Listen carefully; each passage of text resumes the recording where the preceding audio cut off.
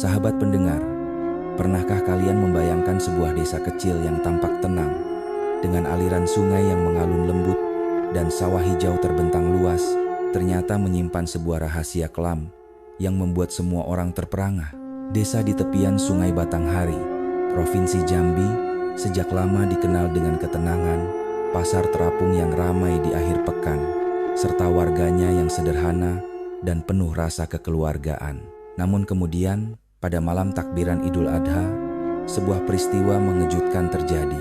Di dalam dapur rumah kayu keluarga Hendra Saputra, pecah sebuah tragedi yang mengubah segalanya.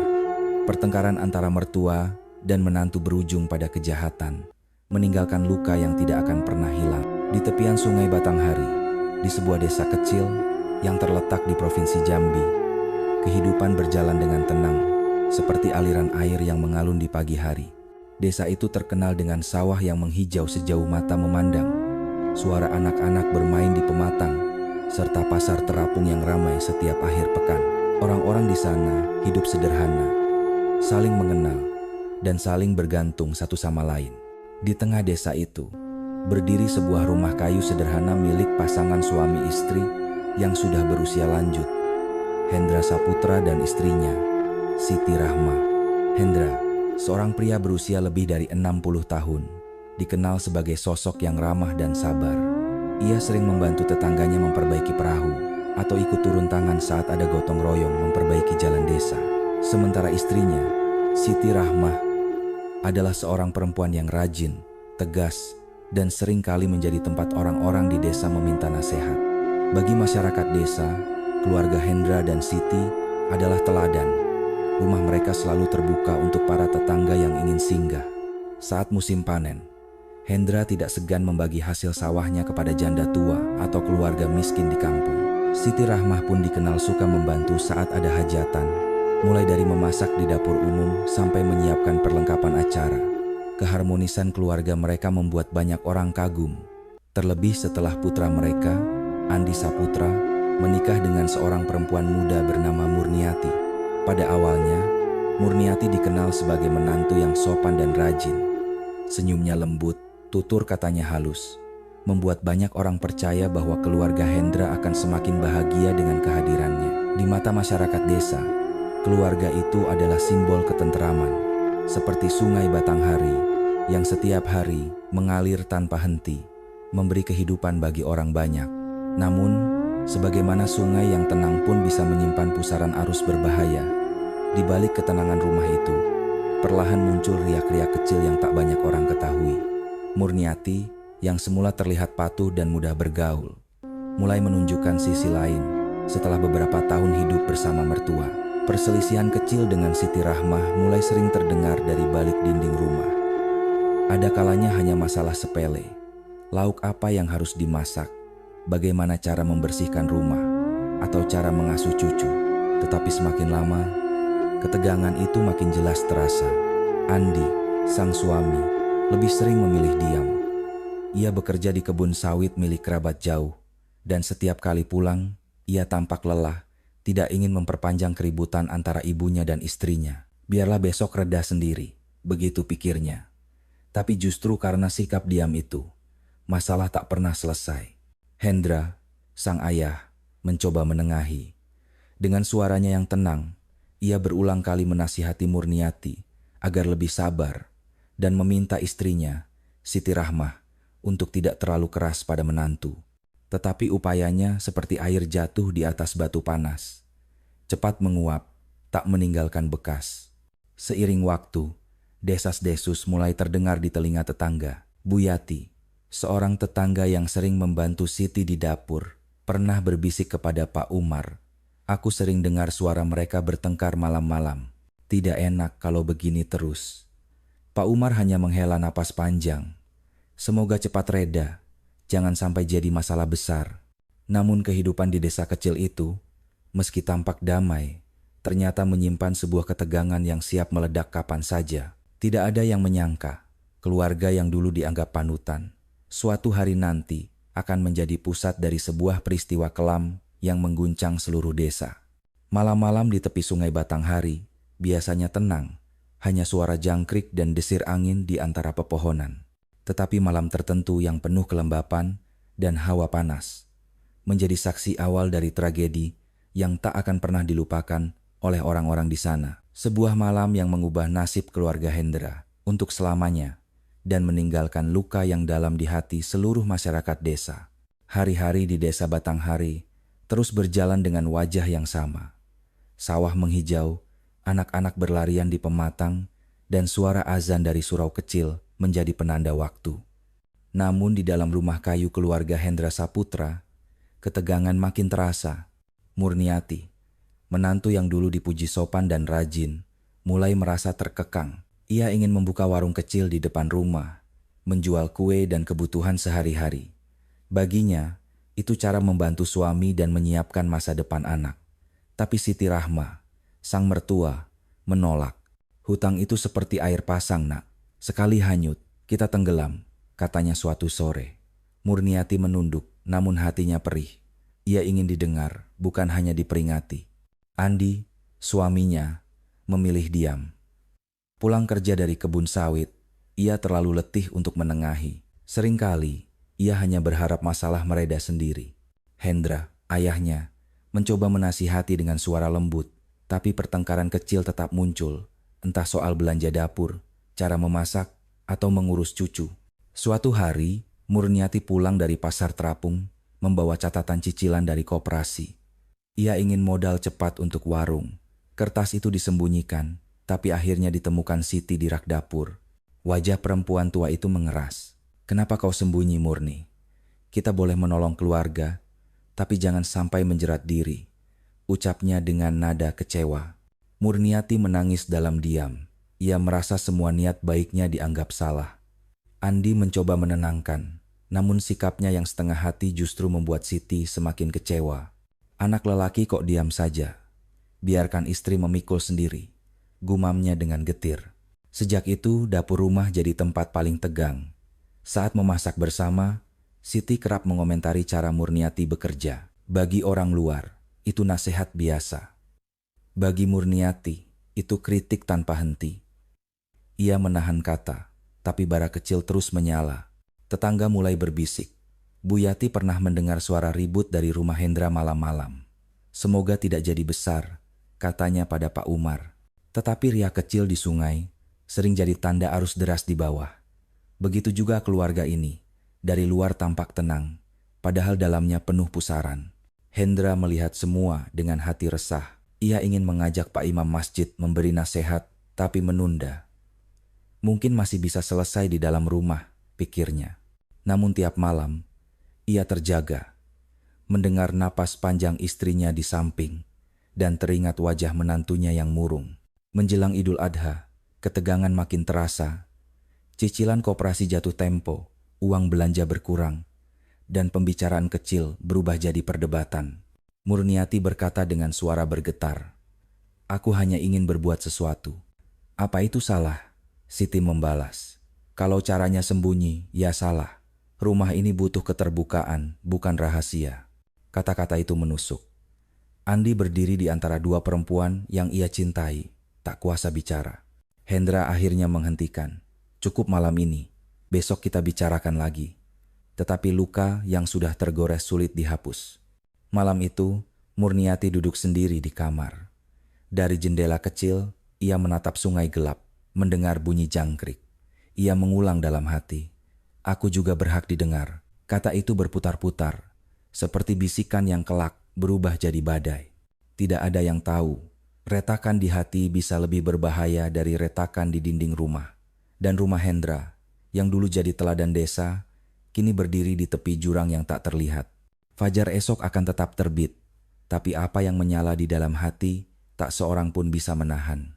Malam-malam di desa Batanghari, biasanya penuh damai. Suara jangkrik berbaur, dengan desiran angin sungai, dan cahaya lampu minyak menari di balik jendela rumah kayu. Namun di rumah keluarga Hendra Saputra, ketenangan itu makin rapuh. Sejak cicilan koperasi jatuh tempo, udara rumah sering berubah jadi dingin walau cuaca panas. Murniati merasa setiap langkahnya diawasi. Siti Rahmah, mertuanya, tak lagi bicara panjang, Hanya tatapan tajam dan kalimat singkat yang menusuk. "Jangan sembunyi, nak. Rumah ini butuh kejujuran." Begitu kata-katanya suatu malam, Murniati menahan air mata. Ia hanya ingin menolong adiknya yang sakit, hanya ingin berdagang kecil-kecilan untuk masa depan. Tetapi niat baik itu kini tampak seperti kesalahan besar di mata keluarga. Ia sering bertanya dalam hati, mengapa setiap tindakannya selalu dianggap salah? Andi, suaminya, makin sering pulang larut dari kebun sawit. Tubuhnya letih, pikiran pun berat. Ia tahu istrinya terluka, tetapi ia juga takut menyinggung ibunya. Setiap kali mendengar suara tinggi di dapur, ia hanya menunduk. "Besok pasti reda," katanya dalam hati. Namun besok selalu datang dengan pertengkaran baru. Hendra, lelaki tua itu, jadi saksi dari semua keretakan. Ia duduk di beranda, mengisap rokok kretek, memandang ke sungai. Batang hari mengalir tenang, seakan mengejek dirinya yang gagal menjaga kedamaian rumah. Ia ingin mengajak istrinya lebih sabar, ingin menenangkan menantunya yang muda, tapi kata-katanya selalu hilang di udara. Puncak ketegangan terjadi sehari sebelum Idul Adha. Di dapur, Siti sedang menumbuk bumbu gulai. Alu kayu besar berdentam di cobek, suaranya keras, seperti menyuarakan isi hati yang penuh. Murniati masuk membawa sayur dari pasar. Ia meletakkan kantong di meja, lalu berkata lirih, "Bu, aku sudah setor sebagian cicilan. Sisanya besok aku tutup dengan uang dagangan." "Ai." Siti berhenti menumbuk. Keringat di pelipisnya mengalir. Matanya menatap lurus. "Kenapa baru sekarang kau bilang? Kenapa selalu ada rahasia?" Suaranya rendah, tapi menusuk. "Bukan rahasia, Bu," jawab Murniati dengan suara gemetar. Aku ingin mencoba sendiri dulu. Aku tidak mau merepotkan." Siti meletakkan Alu di meja dengan suara keras. "Rumah ini bukan tempat mencoba-coba, Murni. Kalau kau jatuh, semua ikut jatuh. Kau pikir aku tidak lelah menjaga nama baik keluarga?" Kalimat itu membuat dada Murniati panas. Ia merasa terpojok, seakan dirinya hanya beban. "Aku pun lelah, Bu," ucapnya terbata. "Aku ingin dianggap bagian keluarga, bukan anak kecil yang tak bisa apa-apa." Suasana di dapur menegang. Hanya suara panci mendidih yang terdengar. Andi masuk, melihat wajah istrinya merah. Ibunya pun bergetar. Ia mencoba menenangkan. "Sudah, jangan ribut. Besok kita selesaikan baik-baik." Tapi ucapannya terlalu tipis, tak mampu meredakan badai. Malam itu, rumah jadi senyap. Murniati duduk sendiri di kamar, menatap sungai dari jendela kecil. Air mengalir gelap, memantulkan bulan setengah. Dalam hatinya, ia mengulang-ulang kalimat, "Aku juga berhak didengar. Aku juga berhak." Di ruang depan, Hendra berbisik pada istrinya, "Mak, sabarlah sedikit. Dia masih muda, mungkin belum pandai mengatur. Kalau terus ditekan, bisa pecah." Siti menutup wajahnya dengan tangan. "Aku hanya takut, Bang. Aku tidak ingin keluarga kita rusak karena utang." Pagi berikutnya, suasana tampak biasa. Anak-anak berlarian membawa bambu untuk panitia kurban. Suara takbir latihan menggema dari surau. Namun di hati keluarga Hendra, luka masih basah. Siti menyiapkan bumbu dengan wajah dingin. Murniati bekerja tanpa bicara. Andi berangkat lebih awal, pura-pura sibuk. Hendra hanya bisa menarik napas panjang, merasakan rumahnya bagaikan kapal yang retaknya makin lebar. Dan di sanalah, tanpa mereka sadari, jalan menuju tragedi mulai terbuka. Retakan kecil yang lama, terabaikan kini berubah menjadi jurang lebar. Jurang yang sebentar lagi menelan satu nyawa dan mengubah nasib semua yang tinggal di rumah kayu tepi Batanghari itu. Malam Idul Adha akhirnya tiba. Desa Batanghari yang biasanya sunyi, kini berisik oleh takbir yang bersahut-sahutan dari surau dan pengeras suara kecil di sudut-sudut jalan. Anak-anak berlari dengan obor bambu, tertawa riang. Udara malam bercampur wangi asap sate dari rumah-rumah yang sudah mulai membakar daging persiapan besok.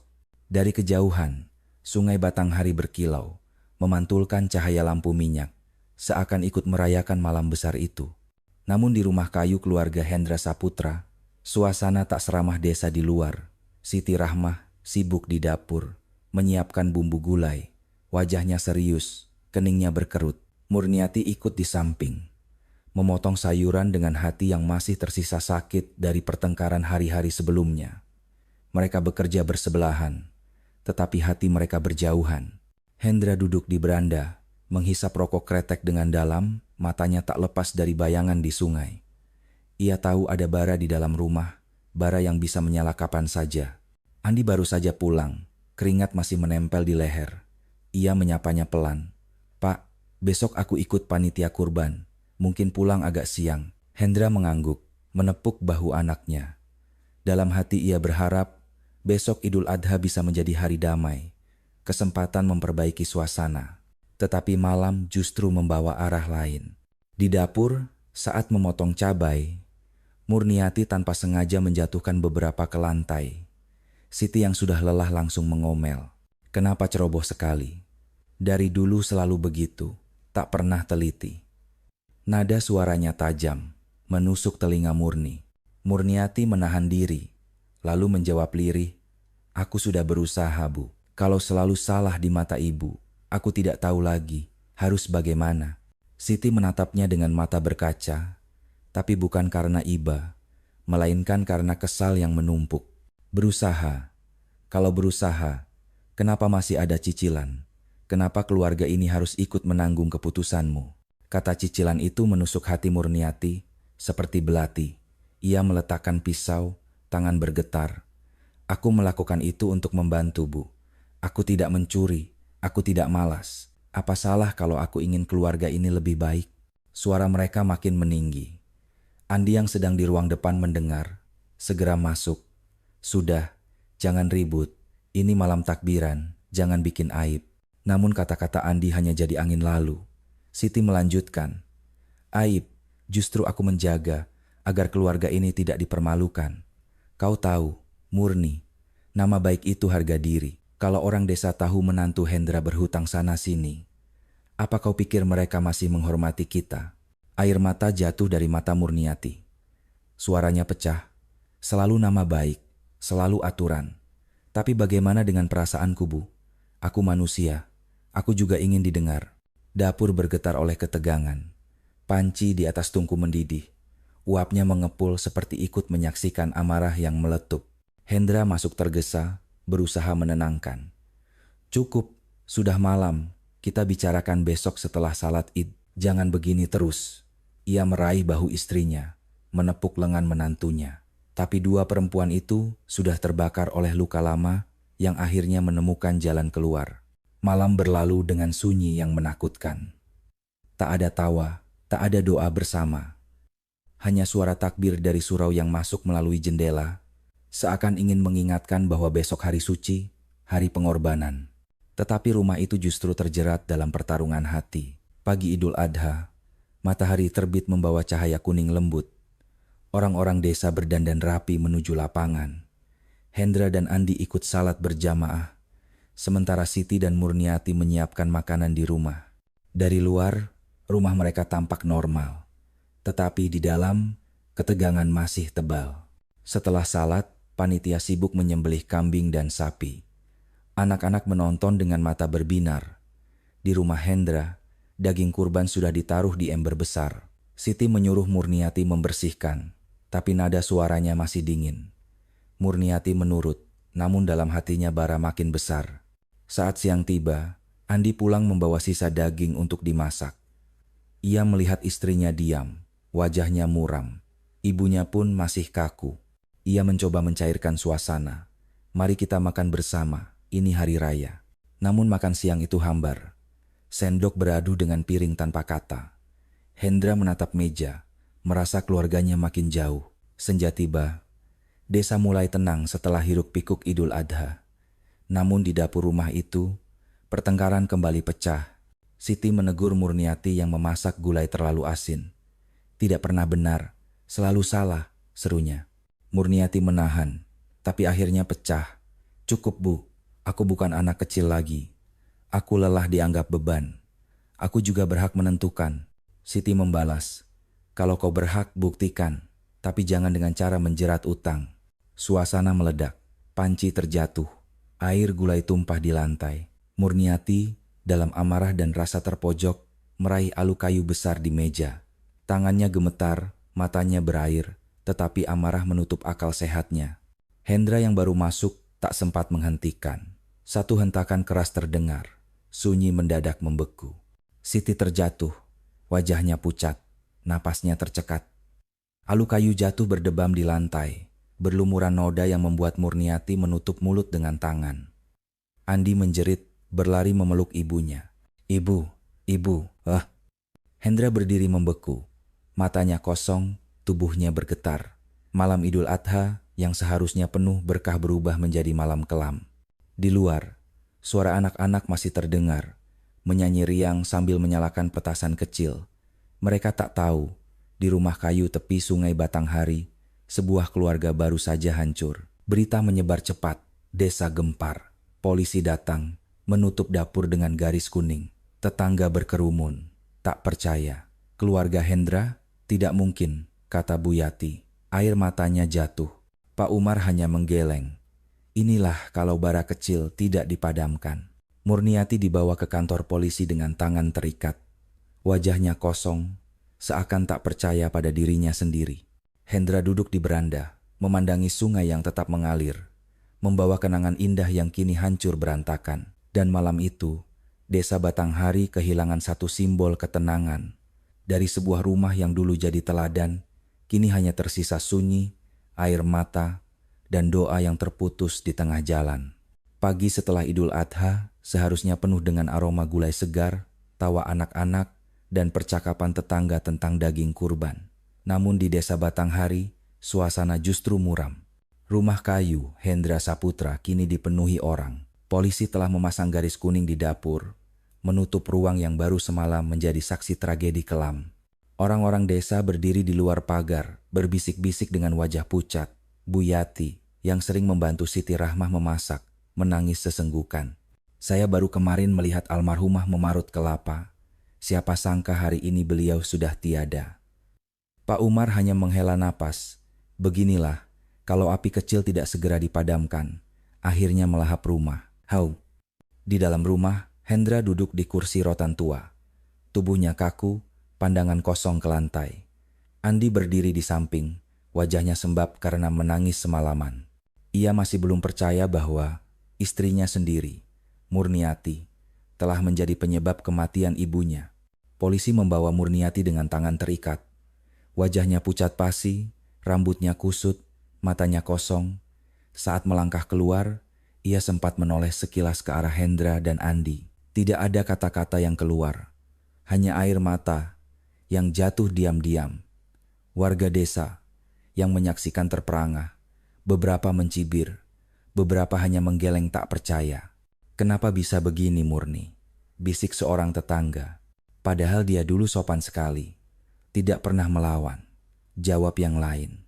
Mobil polisi meninggalkan halaman, meninggalkan keheningan yang menyesakkan. Di kantor polisi Jambi, Murniati duduk di kursi besi. Tangannya masih gemetar. Pak Rudi, penyidik yang memimpin, menatapnya dengan tatapan tajam namun penuh kelelahan. Kenapa kau lakukan itu Murni? Tanyanya pelan. Suara Murniati pecah. Aku tidak bermaksud. Aku hanya marah. Aku sudah tidak kuat, Pak. Aku merasa selalu salah, selalu dianggap beban. Malam itu aku hilang kendali. Pak Rudi menuliskan di notanya, lalu menghela napas. Marah boleh nak, tapi tidak ada amarah yang pantas menghilangkan nyawa. Sekarang kau harus bertanggung jawab. Murniati menunduk, menangis terseduh. Dalam benaknya terbayang wajah Siti yang jatuh, darah di lantai, dan jeritan Andi. Semua terasa seperti mimpi buruk yang tak bisa ia hentikan. Sementara itu, di desa, suasana semakin kacau. Jenazah Siti Rahmah disemayamkan di ruang depan rumah kayu, ditutupi kain putih. Perempuan-perempuan desa datang membacakan doa. Suaranya bergetar. Hendra duduk di samping jenazah istrinya, tangannya meremas tasbih. Rahmah, kenapa kau pergi secepat ini? Bisiknya lirih. Air matanya jatuh, membasahi janggutnya yang memutih. Andi berdiri tak jauh, tubuhnya lemas. Ia merasa bersalah, karena selama ini hanya diam saat ibunya dan istrinya berselisih. Diamnya ternyata menjadi racun yang memperdalam jurang di antara dua perempuan yang paling ia cintai. Kalau saja aku berani bicara, kalau saja aku berani tegas, gumamnya berulang-ulang. Tetangga mencoba menguatkan. Sabar Di, semua sudah takdir. Allah lebih tahu. Tapi di hati Andi, rasa bersalah menumpuk seperti beban batu. Siang itu, jenazah Siti dimakamkan di pemakaman desa, tidak jauh dari sungai. Hendra berjalan dengan langkah gontai, sementara Andi menahan tangis.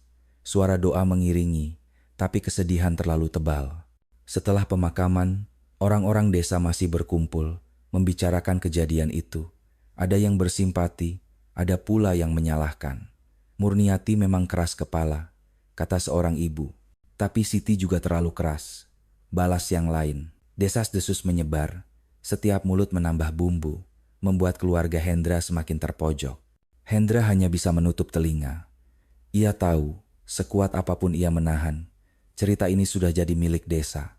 Nama keluarganya, yang dulu dihormati, kini jadi bahan gosip di setiap warung kopi. Malam hari, rumah terasa kosong.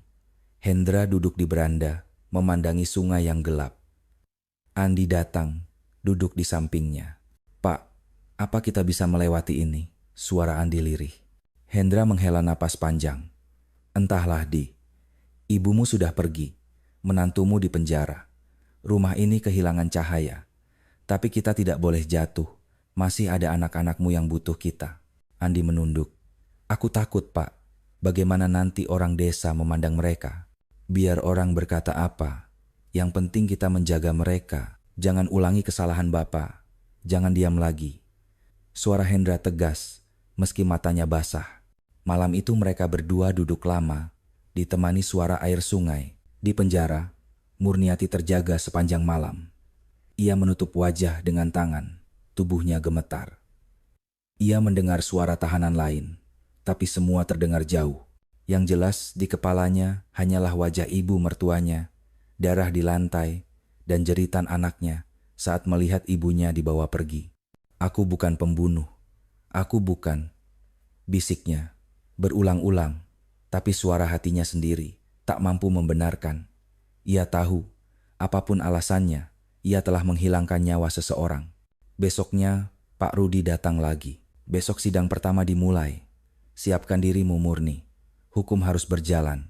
Murniati hanya mengangguk, matanya kosong. Ia sadar, hidupnya tak akan pernah sama lagi. Di desa, persidangan jadi bahan pembicaraan utama. Orang-orang penasaran. Sebagian ingin melihat, sebagian hanya ingin mendengar kabar. Bagi mereka ini peristiwa luar biasa. Jarang ada kasus pembunuhan di desa kecil. Hendra, meski hatinya hancur, memutuskan untuk hadir di sidang. "Aku harus berdiri, bukan hanya sebagai suami almarhumah, tapi juga sebagai saksi. Biar semua jelas, tidak ada yang ditutup-tutupi." Andi ikut, wajahnya pucat. Ia merasa dunia menutup semua jalan untuknya. Sidang berlangsung di pengadilan kecil di kota. Ruangannya sesak, banyak wartawan lokal dan warga yang datang. Murniati dibawa masuk dengan baju tahanan oranye. Wajahnya tertunduk. Saat matanya bertemu dengan Hendra, ia hampir pingsan. Air matanya jatuh deras. Jaksa membacakan dakwaan. Pembunuhan karena emosi, dengan barang bukti alu kayu yang berlumuran darah. Suara jaksa menggema, membuat ruangan tegang. Hakim memandang Murniati. "Apakah benar kau yang melakukan?" Suara Murniati pecah. "Benar, Yang Mulia. Tapi aku tidak merencanakan. Aku hilang kendali. Aku menyesal, sangat menyesal." Tangisannya memenuhi ruang sidang. Hendra menutup mata, tangannya meremas lutut. Dalam hatinya, ia berdoa, "Ya Allah, kuatkan aku. Aku kehilangan istri. Jangan biarkan aku kehilangan imanku." Desa Batanghari kembali diguncang kabar. Orang-orang saling bercerita tentang jalannya sidang, tentang tangisan Murniati, tentang keteguhan wajah Hendra. Bagi sebagian orang, kasus ini jadi pelajaran. Bagi sebagian lain, hanya sekadar gosip baru. Tapi bagi keluarga Hendra, luka itu nyata. Luka yang tak akan sembuh hanya dengan kata waktu. Malam itu, Hendra kembali ke rumah. Ia berdiri lama di depan dapur yang kini kosong. Kobek masih ada, panci-panci masih menggantung. Tapi ruangan itu tak lagi sama. "Siti, lihatlah, aku masih di sini. Tapi tanpa kau, rumah ini bukan rumah lagi. Air matanya jatuh tanpa suara. Di luar, sungai Batanghari mengalir seperti biasa, seakan tidak peduli pada duka manusia. Namun Hendra tahu, hidup harus terus berjalan. Ada cucu yang harus dibesarkan, ada keluarga yang harus dijaga. Ia tidak boleh menyerah, dan dari sinilah perjuangan baru dimulai. Perjuangan seorang lelaki tua melawan stigma desa, melawan gosip, melawan kesedihan, untuk mempertahankan yang tersisa dari keluarganya. Sidang kedua berlangsung seminggu setelah Idul Adha. Pagi itu, kota Jambi lebih ramai dari biasanya. Mobil-mobil parkir di halaman pengadilan, orang-orang desa Batanghari datang berbondong-bondong. Sebagian ingin memberi dukungan pada Hendra, sebagian hanya terdorong rasa penasaran. Di ruang sidang, suasana tegang. Kursi panjang terisi penuh. Hendra duduk di barisan depan, mengenakan baju koko putih dan peci hitam. Wajahnya lelah, tapi matanya tetap tegas. Di sampingnya, Andi duduk dengan kepala tertunduk. Ketika Murniati dibawa masuk, semua mata tertuju padanya. Ia mengenakan baju tahanan oranye, langkahnya gemetar, wajahnya pucat, matanya sembab. Beberapa orang berbisik, sebagian mencibir, sebagian lain menunduk iba. Murniati tidak berani menatap siapapun kecuali sesekali melirik Andi dan Hendra. Jaksa mulai membacakan tuntutan. Pasal pembunuhan dengan hukuman maksimal 20 tahun penjara. Kata-kata itu membuat ruangan bergemuruh. Ada yang menghela napas lega, ada yang berbisik bahwa hukuman itu masih ringan. Hakim lalu mempersilakan Murniati bicara. Suaranya bergetar. Saya tidak pernah berniat membunuh. Saya hanya marah. Saya lelah. Bertahun-tahun saya merasa tidak pernah cukup baik. Saya menyesal, sangat menyesal. Kalau bisa memutar waktu, saya lebih memilih diam daripada kehilangan ibu mertua saya. Tangisnya pecah, membuat beberapa orang di ruang sidang ikut terisak. Hendra menutup mata, air mata jatuh pelan di pipinya. Dalam hatinya, ia berdoa, "Ya Allah, aku kehilangan istri. Jangan biarkan aku tenggelam dalam kebencian. Tunjukkan aku jalan untuk ikhlas." Persidangan berjalan panjang. Saksi-saksi dipanggil. Buyati bersaksi, sering mendengar pertengkaran kecil dari rumah Hendra. Pak Umar berkata, almarhumah memang keras, tapi beliau tidak pernah berniat jahat, semua demi menjaga rumah tangga. Kemudian Andi maju. Suaranya lirih, hampir tak terdengar. Saya bersalah, Yang Mulia. Saya suami, tapi saya terlalu sering diam. Kalau saya lebih tegas, mungkin ibu saya tidak akan meninggal, dan istri saya tidak akan duduk di kursi ini. Ruangan hening. Banyak orang menunduk, sadar betapa diam seorang lelaki bisa jadi bumerang yang mematikan. Hakim mencatat semua keterangan, lalu menunda sidang untuk pembacaan putusan minggu depan. Hari-hari menunggu putusan terasa panjang bagi Hendra. Malam-malam ia duduk di beranda, memandangi sungai. Andi sering menemaninya, kadang diam, kadang berbincang singkat. "Pak," tanya Andi suatu malam, "apa Bapak membenci Murni?" Hendra terdiam lama, lalu menjawab, "Bapak kehilangan ibumu, Di. Itu luka yang tidak bisa sembuh. Tapi benci? Tidak. Apa gunanya benci? Ia tetap ibu dari anak-anakmu.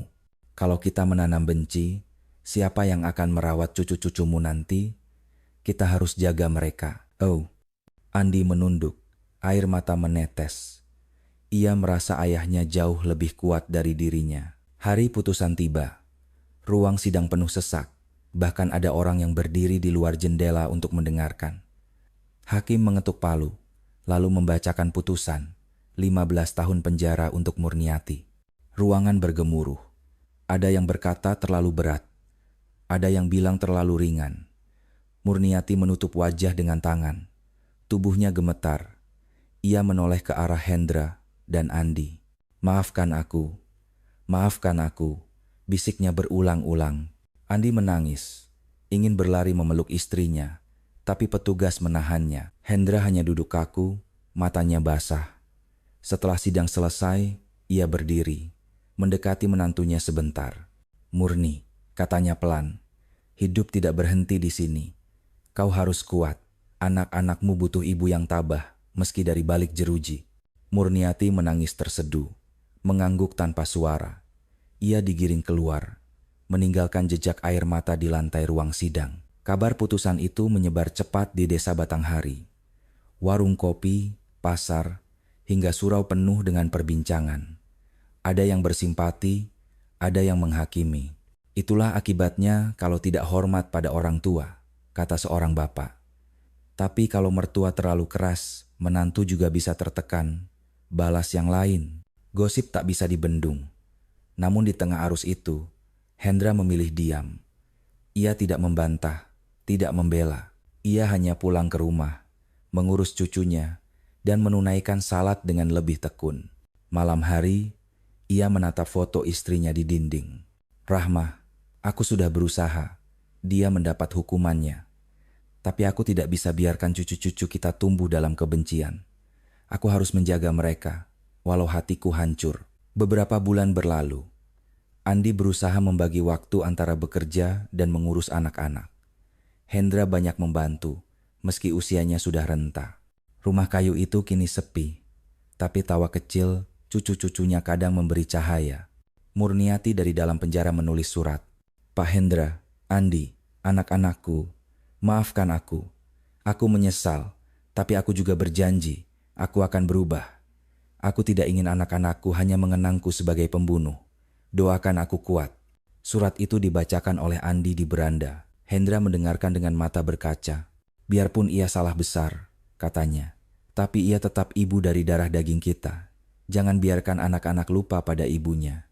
Biarkan mereka tahu, ibunya menyesal dan berjuang untuk berubah." Waktu berjalan, desa Batanghari pelan-pelan kembali normal. Namun setiap kali orang melewati rumah Hendra, mereka teringat tragedi itu. Bagi sebagian orang, itu jadi pelajaran berharga, bahwa pertengkaran kecil bisa berubah jadi bencana besar jika tidak diselesaikan. Dan bagi Hendra, hidupnya kini berubah. Ia bukan hanya seorang duda tua, tapi juga penjaga cucu-cucunya, saksi bisu dari tragedi yang mengingatkan seluruh desa. Malam-malam, ia sering menatap sungai Batanghari, berbisik lirih, air mengalir, membawa duka dan doa. "Semoga suatu hari nanti, keluargaku menemukan damai kembali." Hari-hari setelah putusan pengadilan berjalan lambat bagi keluarga Hendra Saputra, rumah kayu di tepi sungai Batanghari terasa lengang. Dulu, suara Siti Rahmah sering terdengar di dapur, memanggil anak-anak atau menegur dengan nada keras. Kini, hanya ada suara piring beradu dan tangis kecil cucu-cucunya. Andi bekerja lebih keras di kebun sawit. Ia berangkat pagi, sebelum matahari naik, pulang malam dengan tubuh penuh peluh. Hendra, meski sudah tua, berusaha mengisi kekosongan dengan menjaga cucu. Kadang ia mengajak mereka bermain di halaman, kadang bercerita tentang masa mudanya. "Dulu kakek juga suka berenang di Batanghari, tapi airnya lebih jernih," katanya sambil tersenyum tipis. Namun di balik senyum itu, ada rasa letih yang dalam. Ia tahu, beban keluarga kini jatuh di pundaknya. Desa Batanghari perlahan kembali pada rutinitasnya. Pasar terapung tetap ramai, sawah tetap hijau, surau tetap mengumandangkan azan 5 kali sehari. Tetapi di balik semua itu, gosip tentang tragedi keluarga Hendra masih beredar. "Kasihan ya, anak-anak Andi. Ibu di penjara, nenek sudah tiada," bisik seorang ibu di pasar. "Tapi itu semua karena kesalahan mereka sendiri," balas yang lain. Perkataan itu sering sampai ke telinga Hendra, meski ia tidak pernah menanggapi. Ia hanya menggenggam tasbih di sakunya, berdoa agar Allah memberinya kekuatan. Andi, sebaliknya, sulit menahan emosi. Suatu kali, ia mendengar dua pemuda mengejek. "Itu anak pembunuh." Wajah Andi merah padam, hampir memukul, tapi Hendra menahannya. "Jangan, Di. Amarahmu tidak akan membuat orang berhenti bicara. Yang bisa membuat mereka diam adalah kesabaran dan bukti bahwa kita bisa tetap tegar." Andi menangis malam itu, merasa dunia terlalu kejam. Tetapi Hendra memeluknya erat. "Ingat, kau ayah dari anak-anak kecil itu. Kalau kau jatuh, siapa yang akan berdiri untuk mereka?" Beberapa bulan kemudian, surat datang dari penjara. Tulisannya jelas milik Murniati. Surat itu penuh air mata. Ia menulis, Pak Andi, anak-anakku, maafkan aku. Aku tahu aku telah menghancurkan keluarga. Tapi setiap malam aku berdoa agar Allah mengampuni. Aku berjanji, aku akan berubah. Aku ingin suatu hari nanti kembali bukan sebagai orang yang kalian benci, tapi sebagai ibu yang menyesal dan ingin menebus kesalahan. Tolong jaga anak-anakku, jangan biarkan mereka melupakanku. Andi membacakan surat itu dengan suara bergetar. Anak-anaknya masih kecil, belum sepenuhnya mengerti. Tapi Hendra mendengarkan dengan hati berat. Nak, meski ibumu salah, jangan benci dia. Dia tetap ibu kalian, darah kalian. Doakan dia agar bisa kembali dengan hati baru. Sejak itu, setiap malam sebelum tidur, cucu-cucu Hendra diajari membaca doa untuk ibunya. Hendra ingin mereka tumbuh tanpa dendam, tanpa luka yang membekas terlalu dalam. Namun hidup di desa kecil tidak pernah mudah setelah skandal besar. Ada tetangga yang menjauh, ada yang berbisik-bisik saat berpapasan. Andi sering merasa dipandang rendah. Anak-anaknya pun kadang diejek di sekolah. Suatu sore, Hendra dipanggil kepala desa, Pak Karim. Dengan wajah prihatin, ia berkata, "Pak Hendra, saya tahu keluarga Bapak banyak diuji. Tapi percayalah, banyak juga warga yang masih menghormati Bapak. Mereka tahu Bapak tidak salah. Jangan merasa sendirian." Hendra menunduk, matanya basah. "Terima kasih, Pak. Saya hanya ingin keluarga saya tidak terus dibicarakan. Biarlah kesalahan berhenti di masa lalu." Pak Karim mengangguk. "Kalau begitu, buktikan dengan perbuatan. Bapak bisa lebih aktif di kegiatan desa, supaya orang melihat sisi lain keluarga Bapak." Nasihat itu Hendra simpan dalam hati. Musim panen tiba. Desa ramai dengan gotong royong memotong padi. Hendra ikut serta.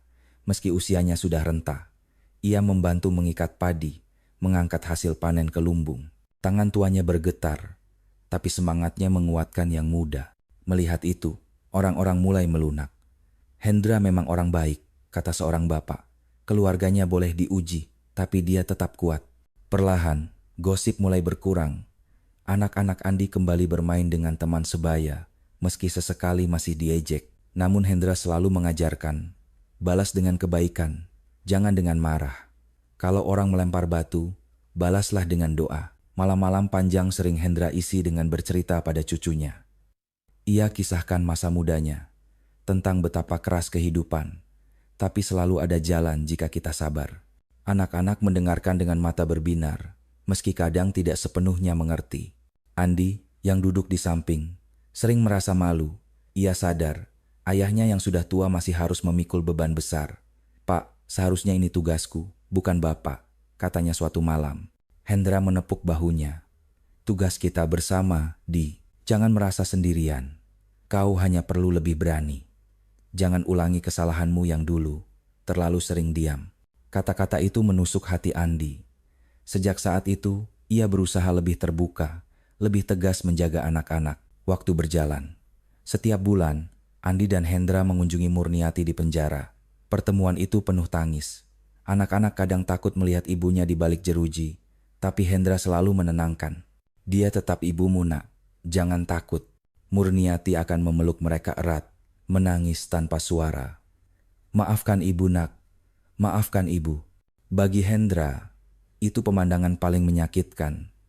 Tapi ia tetap hadir, karena ia tahu, jika ia tidak menjaga ikatan ini, luka keluarga tidak akan pernah sembuh. Suatu malam, setelah pulang dari penjara, Hendra duduk di beranda. Sungai Batanghari mengalir tenang. Ia berkata pada Andi, "Keluarga kita sudah jatuh sedalam-dalamnya, tapi kita masih punya kesempatan bangkit. Jangan sia-siakan." Andi mengangguk, matanya berkaca. "Aku akan berusaha, Pak. Aku akan jaga anak-anakku, dan aku akan menunggu istriku kembali. Aku tidak akan diam lagi." Hendra tersenyum tipis. "Itu yang paling penting. Jangan diam. Suara kecil bisa menyelamatkan rumah dari runtuh." Hai.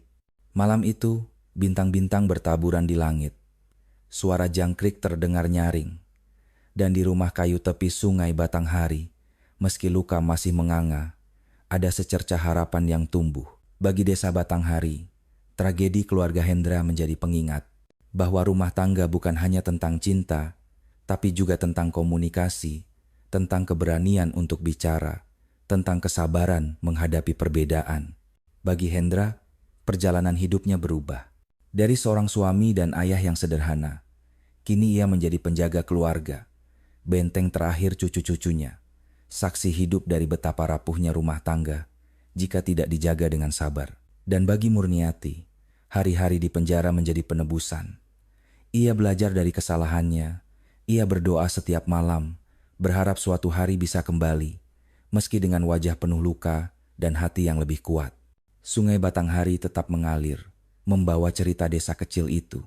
Dan di tepinya, rumah kayu Hendra masih berdiri, meski tak lagi lengkap, namun tetap jadi saksi bahwa bahkan dalam luka terdalam, manusia masih bisa menemukan alasan untuk bertahan. Tahun-tahun berlalu sejak tragedi di rumah kayu tepi Batanghari. Waktu berjalan, tetapi luka keluarga Hendra Saputra masih terasa. Desa sudah kembali sibuk dengan sawah, pasar terapung, dan surau yang selalu hidup dengan kegiatan.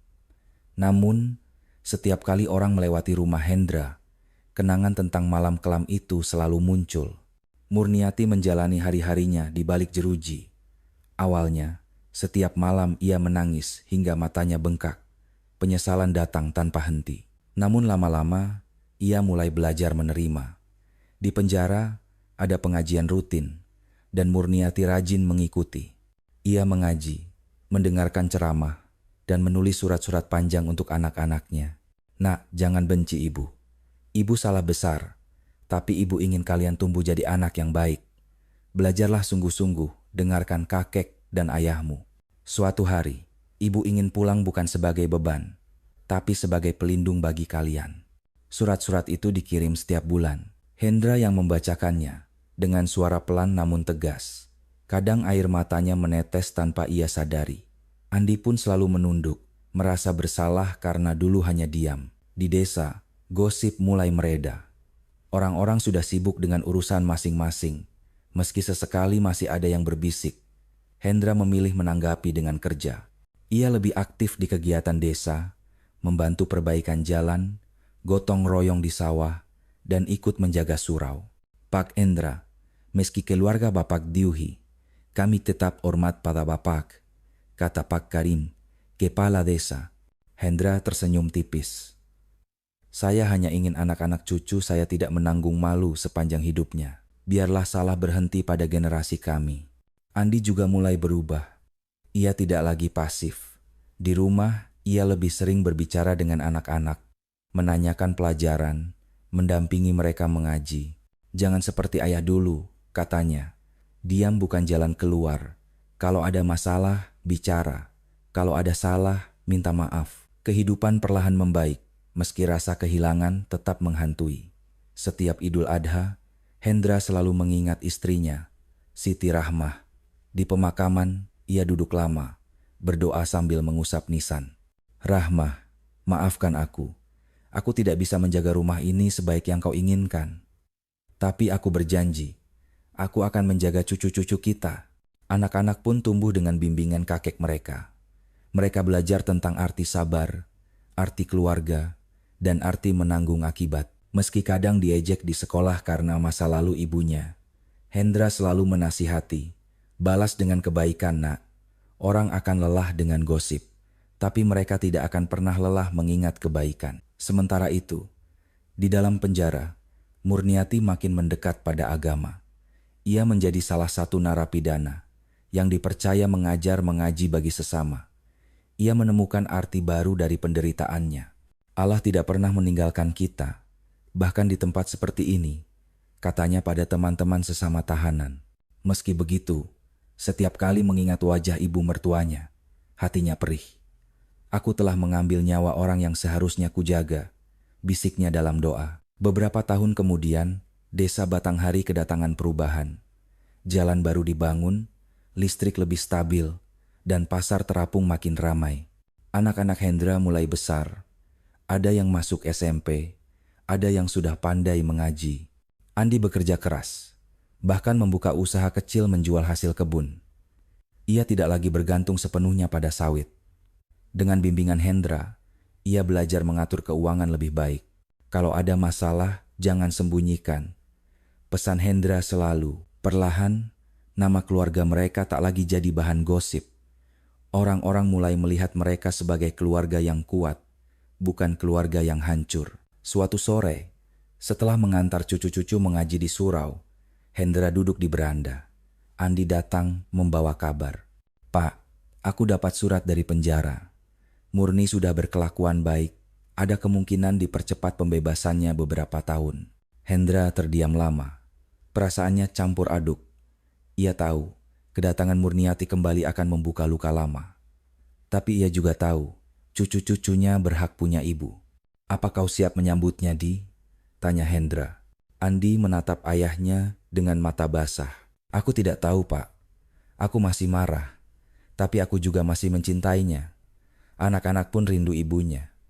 Aku bingung." Hendra menepuk bahu anaknya. "Kalau kau bingung, kembalilah ke doa. Jangan biarkan amarah menutup pintu rumahmu. Ingat, dia sudah menanggung hukumannya.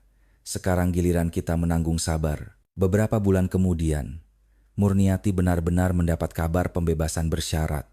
Hari itu, Andi dan Hendra datang menjemput. Murniati keluar dengan langkah gemetar. Wajahnya lebih tirus. Kerudungnya sederhana.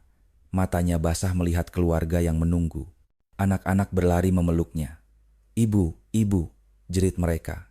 Air mata Murniati jatuh deras. Tubuhnya bergetar saat memeluk buah hatinya. Hendra berdiri agak jauh. Saat Murniati menatapnya, ia hanya mengangguk pelan. "Kau sudah kembali. Jalani hidupmu dengan hati baru. Jangan ulangi luka yang lama." Murniati terisak. "Pak, maafkan saya." Hendra menoleh ke sungai yang mengalir di kejauhan. "Pengampunan bukan di tanganku, Murni. Tapi aku tidak akan menutup pintu rumah ini untukmu. Demi anak-anakmu. Kembali ke desa." Kabar kedatangan Murniati membuat heboh. Ada yang menyambut dengan simpati, ada yang sinis. Namun Hendra berdiri teguh. Ia menghadiri rapat desa, berkata SDSJHD, LASDHD, KASDHD, KASDHD, KASGHD. Murni sudah menjalani hukumannya. Sekarang saatnya memberi dia kesempatan menebus kesalahan. Suasana hening. Banyak yang terdiam lalu mengangguk. Perlahan, orang-orang menerima. Murniati mulai hidup baru. Ia membantu di dapur, mengurus anak-anak, dan ikut kegiatan desa. Meski kadang masih ada tatapan sinis, ia tidak mengeluh. "Aku sudah mendapat lebih dari yang pantas. Aku hanya ingin sisa hidupku berguna," katanya pada Andi. Hendra melihat perubahan itu dengan hati campur aduk. Ia tahu, luka kehilangan istrinya tidak akan pernah hilang. Tapi ia juga melihat bagaimana cucu-cucunya kembali tersenyum karena ibunya ada di rumah. Malam-malam, ia duduk di beranda, memandangi sungai. "Rahmah, lihatlah dari sana. Aku mencoba menjaga rumah ini. Aku tidak bisa menghapus luka, tapi aku bisa menjaga agar anak-anak tidak tumbuh dengan kebencian." Dan sungai Batanghari tetap mengalir, membawa cerita tentang duka, penyesalan, dan upaya bangkit. Kepulangan Murniati dari penjara membuat desa Batanghari bergetar. Ada yang iba, ada yang sinis, ada pula yang sekadar ingin tahu. Saat ia pergi ke pasar terapung, beberapa ibu berbisik, "Itu Murni, menantu Hendra." Tatapan mereka menusuk, membuat Murniati menunduk. Namun setibanya di rumah, anak-anaknya berlari memeluknya dengan riang. Senyum mereka menjadi penguat, meski dunia menolak, keluarganya tetap membutuhkannya. Hendra masih menyimpan luka. Bayangan istrinya, Siti Rahma, selalu menghantui. Namun melihat cucu-cucunya kembali ceria bersama ibunya, ia melembut. "Aku tidak bisa melupakan," katanya pada Murni. "Tapi aku juga tidak bisa menutup pintu. Buktikan dengan perbuatanmu." Hari-hari berikutnya, Murniati mulai membaur. Ia membantu tetangga, ikut pengajian, bahkan hadir di gotong royong. Awalnya banyak yang canggung, tapi perlahan mereka melihat ketulusannya. Bu Yati menepuk tangannya. "Jalani saja perlahan, Murni. Ada juga yang mendoakanmu." Air mata Murniati jatuh. Ia merasa sedikit diterima kembali. Namun Nuhyan Teta pada, anak-anaknya diejek di sekolah. "Ibumu pembunuh." Andi marah, ingin melawan, tapi Hendra menahannya. Kalau kau marah, gosip makin besar. Ajari anak-anak sabar. Kesalahan orang tua bukan beban anak. Sejak itu, Andi bertekad lebih kuat. Ia tak lagi pasif. Ia belajar terbuka pada keluarga. Murniati pun berubah. Ia lebih sabar, tidak lagi mudah meledak. Mereka berdua berusaha menjaga rumah agar tidak jatuh dalam jurang yang sama. Perubahan itu lambat laun dilihat warga. Saat Murniati membawa makanan untuk gotong royong, orang-orang mulai menerima. Kalau dia sungguh-sungguh berubah, siapa kita untuk menghalangi, kata Pak Umar. Malam itu, Hendra duduk di beranda bersama anak dan menantunya. Aku melihat usaha kalian, katanya pelan. Teruslah begitu, jangan biarkan masa lalu menghancurkan masa depan anak-anak. Rumah kayu itu kembali hidup. Tawa anak-anak terdengar lagi, suara panci di dapur tak lagi menakutkan. Sungai Batanghari tetap mengalir, membawa cerita lama, tapi juga membuka lembaran baru. Waktu terus berjalan di desa Batanghari. Setelah tuduhan kambing hilang terbukti salah, keluarga Hendra kembali berusaha menata diri. Namun mereka sadar, cobaan tak akan pernah berhenti. Setiap tatapan, setiap bisik-bisik di pasar, tetap mengingatkan bahwa luka masa lalu tidak bisa mudah dihapus.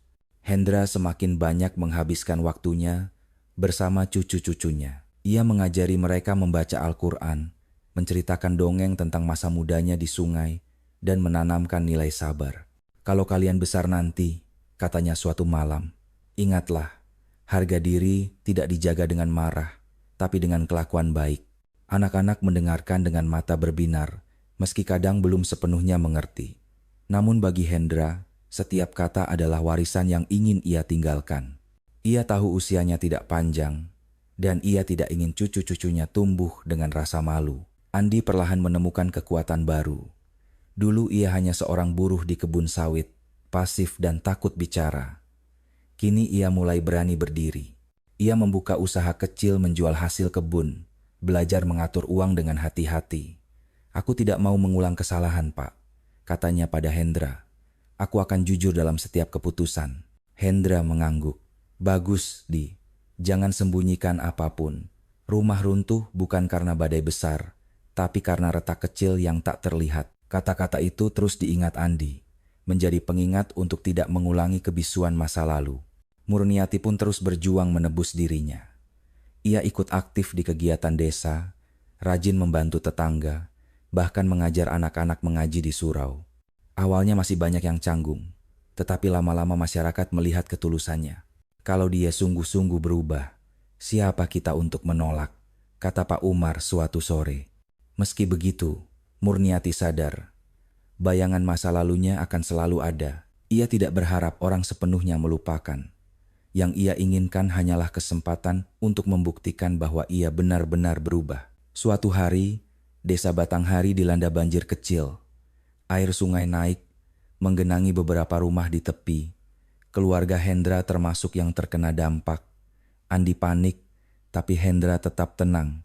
Jangan panik, kita sudah sering melewati ini, katanya. Yang mengejutkan, Murniati justru paling sigap. Ia membantu tetangga menyelamatkan barang-barang, bahkan mengurus anak-anak kecil di posko darurat. Banyak warga terkesan melihatnya. Dulu aku ragu, tapi sekarang aku percaya dia sudah berubah, ucap seorang ibu. Peristiwa itu menjadi titik balik. Perlahan, masyarakat desa mulai menerima kembali keluarga Hendra, bahkan menghormati mereka atas keteguhan menghadapi cobaan. Malam setelah banjir surut, Hendra duduk di beranda. Sungai masih keruh, membawa sisa ranting dan daun. Ia berkata pada Andi dan Murniati yang duduk di sampingnya, "Kalian lihat, sungai ini tak pernah berhenti mengalir. Sekali-sekali ia meluap, membawa banjir. Tapi setelah itu ia kembali tenang. Hidup kita pun begitu. Tragedi kemarin memang banjir besar, tapi kita bisa belajar kembali tenang." Andi mengangguk, matanya berkaca. "Pak, aku bersyukur Bapak masih ada. Kalau tidak, aku mungkin sudah hancur." Murniati menatap ke sungai. Suaranya pelan. "Saya tidak akan pernah bisa menghapus kesalahan saya. Tapi saya berjanji, sisa hidup saya hanya untuk menebus, untuk menjaga anak-anak, dan untuk membuktikan bahwa rumah ini bisa kembali damai." Hendra menoleh pada menantunya. Senyum tipis muncul di wajah tuanya. Itu yang aku ingin dengar, Murni. Kau tidak perlu kata-kata besar. Cukup perbuatanmu yang akan bicara. Sejak saat itu, rumah kayu di tepi Batanghari kembali penuh dengan kehidupan. Tawa anak-anak terdengar lagi. Suara panci beradu di dapur tak lagi memicu ketakutan, melainkan jadi musik keseharian. Hendra merasa, meski luka kehilangan istrinya tidak pernah benar-benar sembuh, ia sudah menemukan alasan untuk tetap bertahan, menjaga keluarga yang tersisa, membimbing mereka agar tidak lagi jatuh ke dalam jurang yang sama. Dan malam itu, di bawah cahaya bulan yang memantul di sungai, Hendra berbisik lirih, "Rahma, dari sana kau bisa melihat. Aku mencoba sebaik mungkin menjaga rumah ini. Luka memang ada, tapi kami masih berjalan, masih berusaha. Semoga kau ridha." Air sungai mengalir pelan, membawa doa, duka, dan harapan. Musim hujan datang lagi di desa Batanghari. Sungai mengalir deras, pepohonan di tepi jalan basah oleh rintik, dan jalan setapak licin dilapisi lumpur. Kehidupan desa berjalan seperti biasa. Pasar terapung ramai, surau tak pernah sepi, dan sawah kembali hijau. Namun di rumah kayu keluarga Hendra Saputra, suasana semakin penuh dengan ujian terakhir yang menentukan. Meski sudah bertahun-tahun berlalu sejak tragedi, masih ada sebagian warga yang belum sepenuhnya bisa menerima Murniati. Mereka sering melempar bisikan sinis, terutama ketika ada masalah kecil di desa. Kalau ada yang rusak, pasti keluarga itu lagi, kata seorang ibu di warung. Ya, bayangan masa lalu memang sulit hilang, timpal yang lain. Andi marah mendengar gosip itu. "Sampai kapan mereka akan terus menyalahkan kita, Pak?" tanyanya dengan wajah merah. Hendra menepuk bahu anaknya. "Sampai kita benar-benar kuat, Di. Kalau kau marah, mereka justru puas. Ingat, kita tidak bisa memaksa orang diam. Yang bisa kita lakukan hanya hidup dengan benar." Suatu sore, desa dilanda masalah baru. Sebuah perahu motor milik warga hilang di tepi sungai. Kabar cepat menyebar, dan lagi-lagi kecurigaan mengarah ke keluarga Hendra. "Mungkin Andi yang ambil, butuh uang buat keluarganya," bisik seseorang. Kabar itu sampai ke telinga Andi. Ia merasa dadanya sesak, kepalanya panas. "Pak, aku tidak bisa diam lagi. Nama kita selalu diinjak," serunya. Hendra menatap dalam mata anaknya. "Diam bukan berarti kalah. Kadang diam adalah benteng. Tapi kalau memang kau yakin tidak bersalah, buktikan dengan sikap, bukan dengan marah." Beberapa hari kemudian, perahu itu ditemukan terikat di hulu sungai, terbawa arus deras. Tuduhan pun terbukti salah. Warga yang sempat mencurigai hanya bisa menunduk. Namun meski kebenaran muncul, hati Andi tetap terasa perih. "Pak, aku lelah," katanya lirih. Hendra menghela napas panjang. "Aku tahu, Di, tapi kesabaran bukan berarti tidak lelah. Kesabaran adalah bertahan meski lelah." Murniati menyaksikan semua itu dengan hati hancur. Ia sadar, semua tuduhan muncul karena dirinya. Masa lalunya membuat keluarga terus jadi sasaran. Malam itu, ia menangis di dapur. "Andi, aku menyesal. Seandainya aku tidak khilaf dulu, kau tidak akan begini." Andi meraih tangannya. "Murni, jangan salahkan dirimu terus. Kita semua sudah salah di masa lalu. Tugas kita sekarang menjaga agar anak-anak tidak ikut hancur." Kata-kata itu membuat Murniati bertekad lebih kuat. Ia mulai aktif mengajar anak-anak desa mengaji, membantu tetangga tanpa pamrih, dan ikut menjaga surau. Lama-kelamaan, orang-orang mulai melihat ketulusannya. Namun ujian terbesar datang ketika salah satu cucu Hendra sakit keras. Malam itu, anak kecil itu demam tinggi, tubuhnya lemas. Andi panik, Murniati menangis. "Pak, bagaimana ini? Rumah sakit jauh, biaya juga besar," kata Andi. Hendra berdiri tegak. "Kita tidak boleh diam. Nyawa cucu kita lebih berharga daripada semua gosip." Dengan bantuan tetangga, mereka membawa anak itu ke rumah sakit di kota. Perjalanan panjang melewati hujan deras dan jalan berlumpur membuat semuanya letih. Tetapi akhirnya mereka tiba. Dokter mengatakan anak itu terkena infeksi dan harus dirawat beberapa hari. Malam-malam di rumah sakit menjadi ujian kesabaran. Andi berjaga, Murniati berdoa tanpa henti, dan Hendra duduk di kursi besi, tasbih tak lepas dari tangannya. "Ya Allah," bisiknya, "jangan ambil lagi dari keluarga ini. Sudah cukup cobaanmu. Biarkan anak ini tumbuh. Biarkan ia jadi cahaya rumah kami." Beberapa hari kemudian, keadaan anak itu membaik. Dokter mengizinkan pulang. Semua keluarga bersyukur, air mata bahagia bercampur lega. Peristiwa itu membuat mereka semakin kompak. "Kita pernah kehilangan. Jangan sampai kehilangan lagi," kata Hendra tegas. Anak-anak pun mulai memahami arti keluarga. Mereka belajar dari penderitaan kakek, ayah, dan ibu mereka.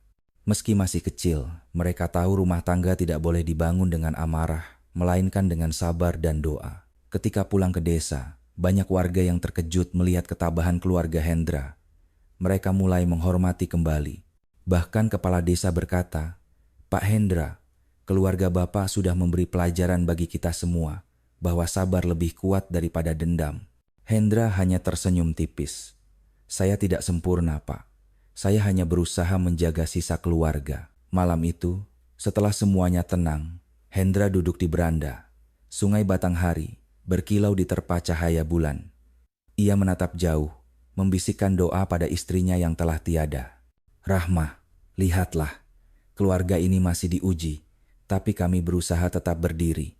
Aku menjaga mereka, meski tanpa dirimu. Semoga kau ridha, semoga Allah menerima semua amalmu." Air sungai terus mengalir, membawa kenangan, luka, dan juga harapan baru. Rumah kayu itu, meski pernah menjadi saksi tragedi, kini berdiri sebagai lambang keteguhan. Dan Hendra tahu, meski jalan panjang masih menanti, ia sudah berhasil menjaga api kecil yang tetap menyala di tengah gelap, api keluarga yang enggan padam. Sahabat, kalau kalian mendengarkan sampai menit-menit terakhir, pasti ada banyak emosi yang kalian rasakan, kaget, marah, sesal, bahkan kasihan dengan nasib kasus ini. Satu nyawa melayang. Kejahatan yang tampaknya sempurna, nyaris terlupakan. Namun berkat kegigihan para pencari kebenaran, keadilan akhirnya ditegakkan.